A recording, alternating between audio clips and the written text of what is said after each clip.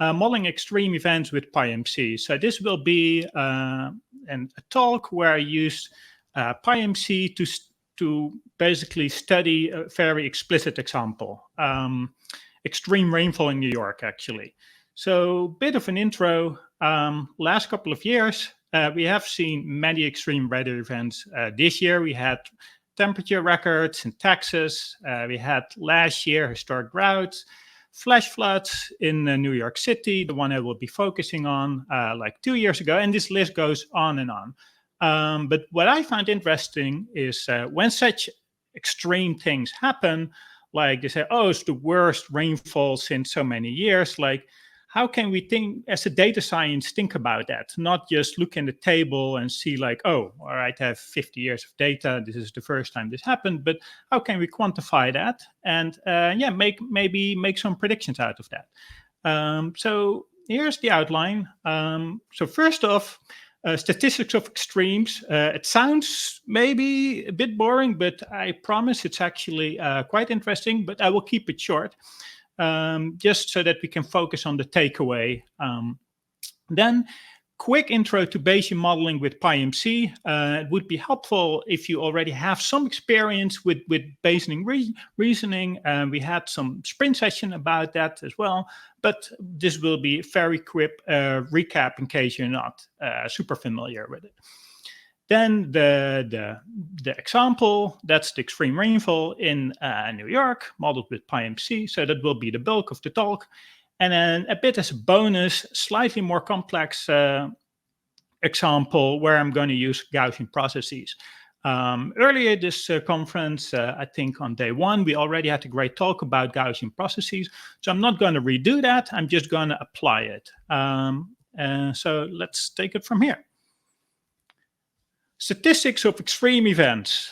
So this is the brief introduction. In the background, you actually see an extreme event. This happened in the Netherlands in 53 when there was a water flood. And actually, that sparked a lot of interest in how you can think about that. I'm not going to talk about that particular event. So as I said, I'm going to talk about the rainfall in New York. So that actually happened like 2 years ago. Picture on the right, you see cars basically floating in on the highway. And then, so after that happened, it was clear that there was a new record of rainfall that fell in a single day. So there was 8.4 inches. And then so that was the highest on record. And then how extreme is that? So natural question was, what was the previous record? So let's look at that. That was like 44 years ago of 6.7 inches. So that's significantly lower. So what happened in September was indeed extreme. And we see here basically just a plot of all the daily rainfall. So the question then is like, how extreme is this? Or actually, maybe a better way to ask, better question to ask is like, given a certain level, what I mean is like, say, 4 inches. So how many years do we expect it to happen? So is that maybe every 10 years? And then I can ask a similar question like 6 inches. So how often do we expect that to happen? And then, well, maybe that's every 40 years and so on. Naive way to approach it is just look at all the available data and just count how often such things happen. But for the extremes, that's not going to be very precise because the 8.4 inches happens only once, but we happen to have just 50 years of data, but it doesn't really mean it happens only every 50 years. So the more precise way to do that is if you can somehow fit a probability distribution and use that to answer questions like how often something happens. So then the question is which distribution to fit. So that's where extreme value theory will come into play. So I'm going to look at the same data again as we had in the previous slide. So I'm looking on the left. But what I've done here is I highlighted per year the maxima. So each year I only take the maxima. And the rest I have basically 1 day a year. And the rest of the data I'm going to throw away. So it's a bit radical, but it will be clear why we're doing that. So in general, for natural phenomena like rainfall, temperature data, etc., if you look at daily data, that is a complex distribution, which we don't know. But if we follow this methodology, only taking the annual maxima, we get the data look something like this. And here we can actually describe it with something called extreme value distribution. So there's actually a theory that states under which conditions you can fit that distribution, and this distribution will look something like this. And this I want to emphasize here, although I'm focusing on rainfall data, this is a very general statement. So this has been applied successfully not only to rainfall, temperature, stock market crashes. If you are working trying to predict server loads, MAC peaks, you can all, if you focus on the extremes, fit typically successfully this distribution. So this distribution has 3 parameters. The interpretation doesn't really matter too much, but you can think of them like a location, scale, and the shape, how tail something is. So the higher the xi, the more extreme things we can expect. So this distribution function we're going to use in PyMC. But before we're going to do that, as promised, quick intro into Bayesian modeling with PyMC. So let's contrast that with a non-Bayesian method. So if we take any machine learning problem, we typically want to minimize some loss function via gradient descent. So artist impression here on the right. So we try to find this global minimum here, and maybe we have taken this path. Typically, there's a very fast approach, but 2 things that are hard with this approach is we may find this minimum, but we have no good way to quantify how certain we are with our estimate. So think about how would you go about constructing a confidence interval, for instance. Or if you have some prior information, whatever that may be, it's typically not very easy to incorporate that in your standard non-Bayesian framework. So let's then look at the Bayesian framework. So super quick intro. So the Bayesian framework, as the name suggests, focuses on Bayes' rule, which we have here in the middle of the screen. And what we are interested in is basically on the left, the so-called posterior distribution of model parameters theta. So the model parameters theta we're after, given some data x. And we can compute that using Bayes' rule. So this one here is, which is what we call our likelihood function. So that's basically given some theta, what distribution your data will follow. And we have a prior distribution. So why is this useful? Well, the uncertainty now for parameters is captured via this distribution. So another artist impression on the right. So we have, say, if theta is 2-dimensional, it may look something like this. So some complex distribution. But the width of that peak will tell you, like, how certain are you, right? So we can, so the equivalent in maybe non-Bayesian methods would just to find only this maximum in this case. Here in the Bayesian method, we're interested in the entire distribution. So we want to capture the whole thing. And so that's going to be a bit more work, actually. And we're going to leverage PyMC to do exactly that. And then the other thing is, if we focus on Bayes' rule, there is this P of theta here, which is our prior information we have. And in our example, we'll look at 2 examples. The first case, we don't really have a good way to specify this, so we make it uninformative. But in the second example, the Gaussian processes, this one will actually become very important. So I'm not going to go into the details of how you actually sample from a distribution. That's too technical for the scope of this talk, but that's the purpose of PyMC.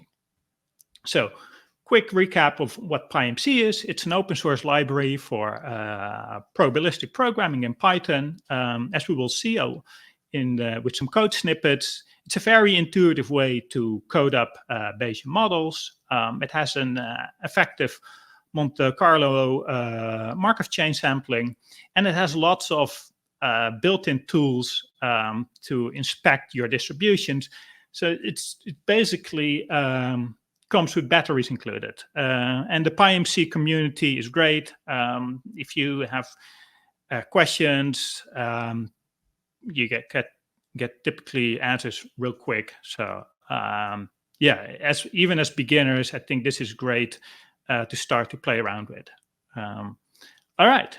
So we captured now very quick introduction on extreme value theory, very quick introduction on Bayesian modeling and PyMC. So let's put these together. So back to the rainfall in New York City. So what we're going to do here is we're going to fit a distribution based on the rainfall data. So this is the entire PyMC program I use, except for loading the data, etc. And I think what's also missing is an import PyMC as PyM. But this is basically it. So the first line is you basically define what your model is, and then we will step through it. So here I defined prior distribution. So in case of the extreme value distribution, there were 3 parameters. So I defined distribution for each of them. And these exact values, that is more like experience, intuition, what they should be, but not super relevant for this talk, how I figured those out. But the important thing is it's very clean code. So you just have basically one line to define what the prior distribution is. Then the next thing is the likelihood function. So this is an extreme value theory distribution, which we discussed a few slides back.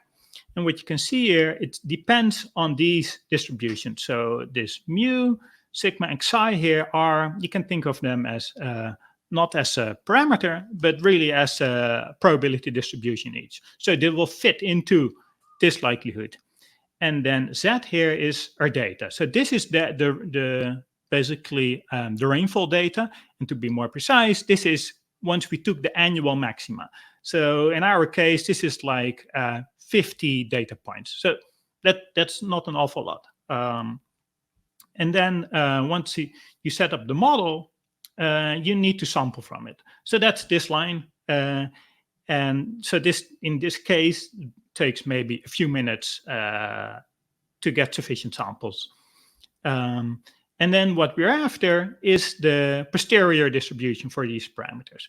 So this is a 3-dimensional distribution, so that's somewhat hard to visualize, but I plotted basically when I average out the other two, so I have for each of them the distribution.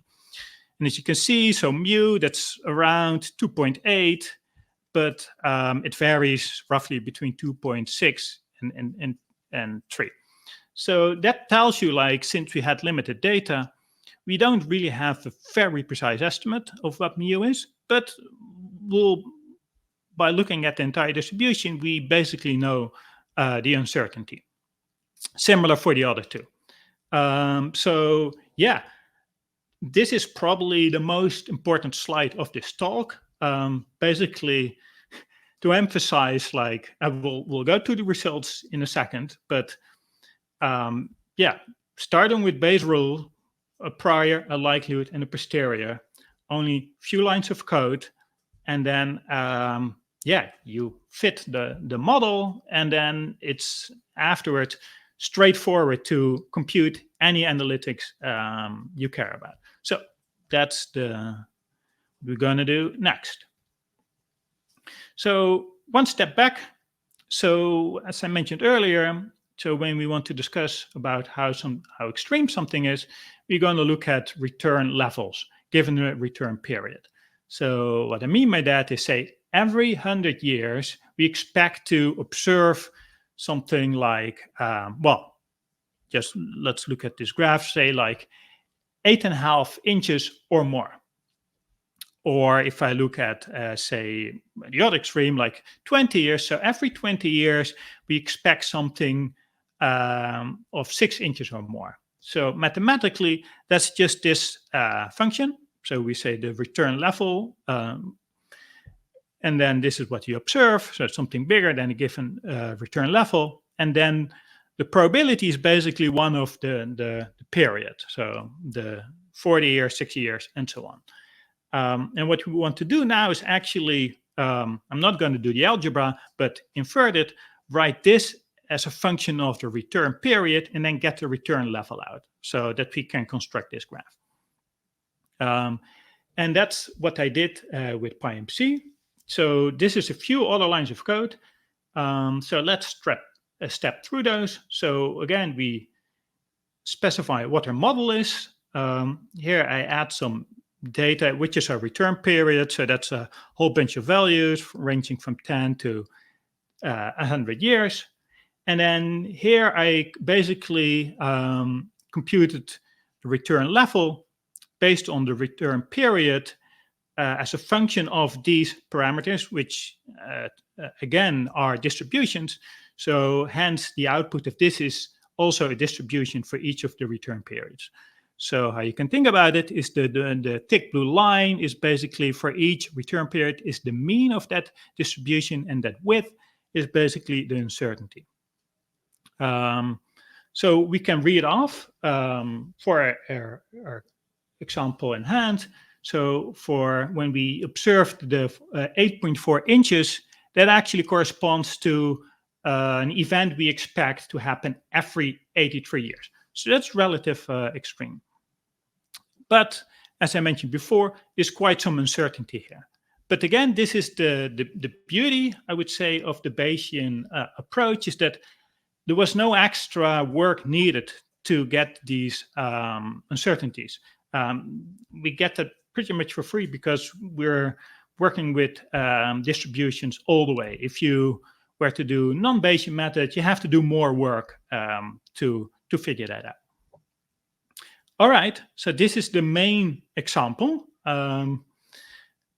So let's switch gears and look at a slightly more complex example. So we're going to go slightly faster to this, but this is more to showcase, what PyMC is capable of, and just to showcase yet another technique. Hey, Jorn, we have about 10 minutes. Just want to give you a heads up. Thank you. So the Gaussian process prior. So I will keep it brief. So going back to the previous model, so how can we make it better? So one naive suggestion is like add longer history, go further back in time. Well, A, that data may not necessarily be available, and B, it may not be appropriate, especially since we know the climate is changing. Looking what happened like 150 years ago is probably not super relevant for what's happening right now. So instead of adding more time, we can do something else, and we can make it a spatial problem. So if I look at the map here, so the red dot is what we have been focusing on. So data for a single weather station. But what I can do instead is look at all these stations and basically use their data as well to make better prediction for this single station. And we can do way more with that as well, which I will show as well. But for now, the focus is how can we use more stations to make a better prediction for this single red station. So the answer to that is a Gaussian process.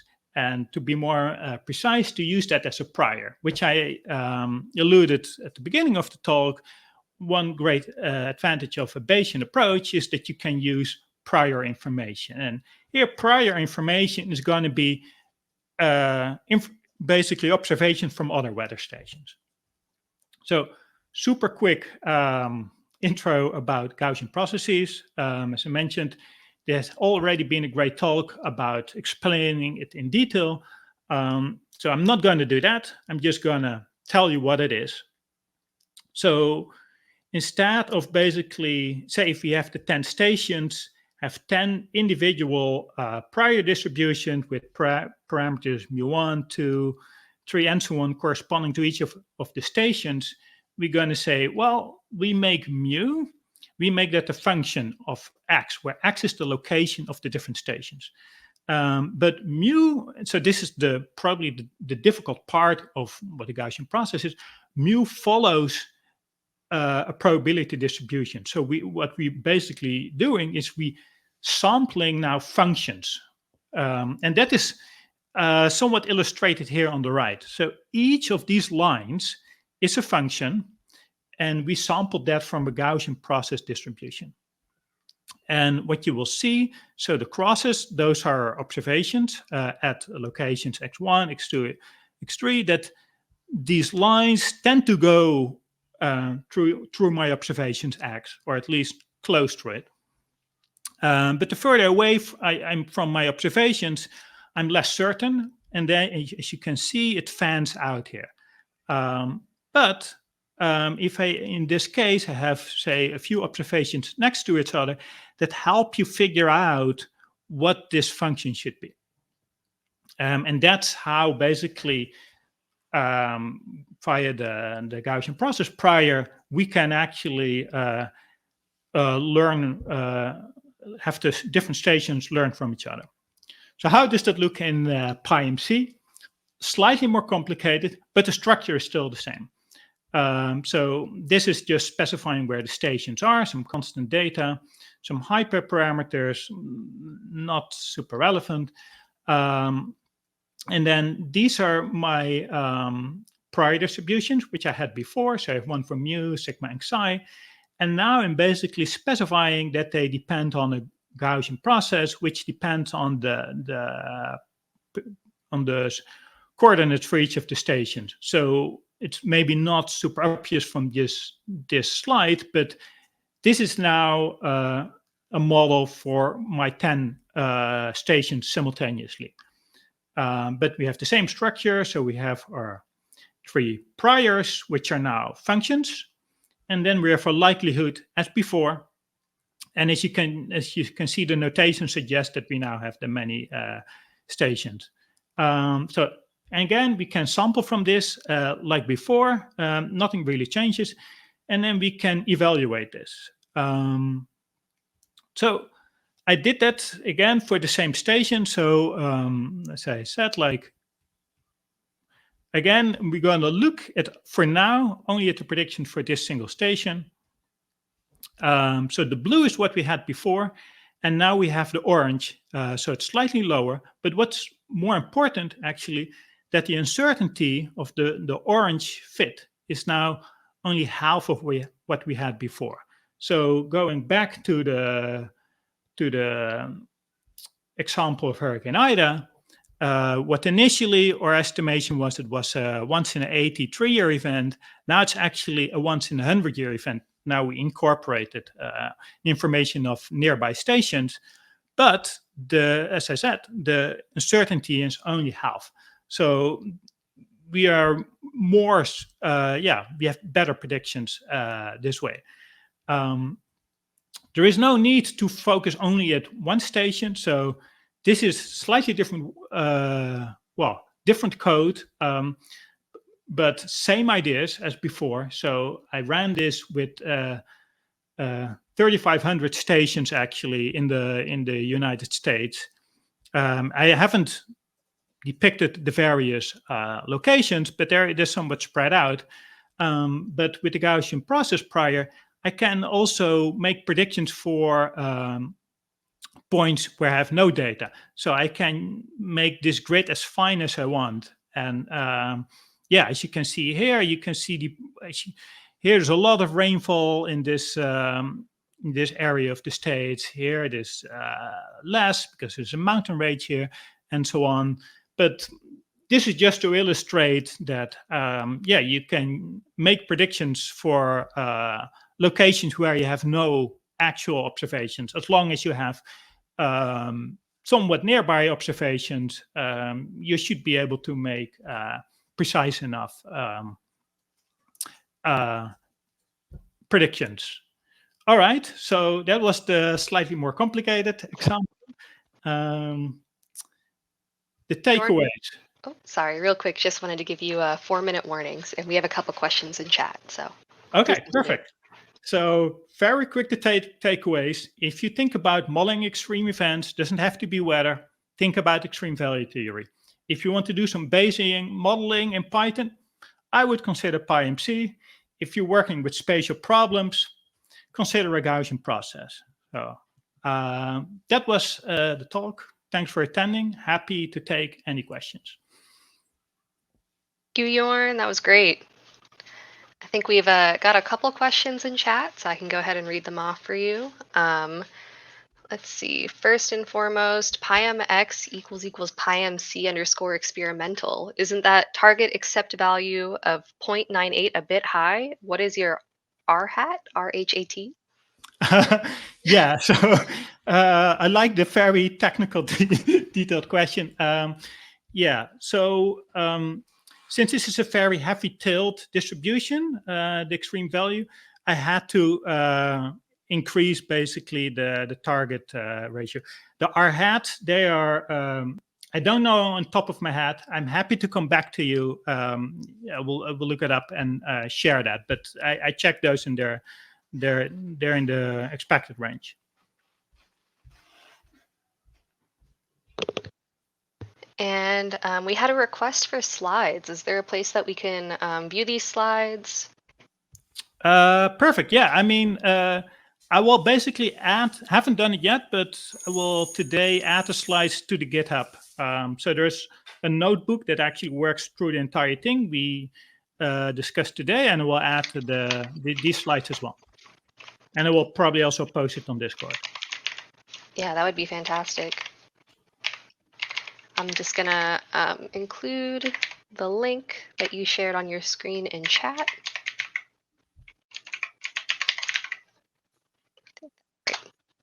There we go.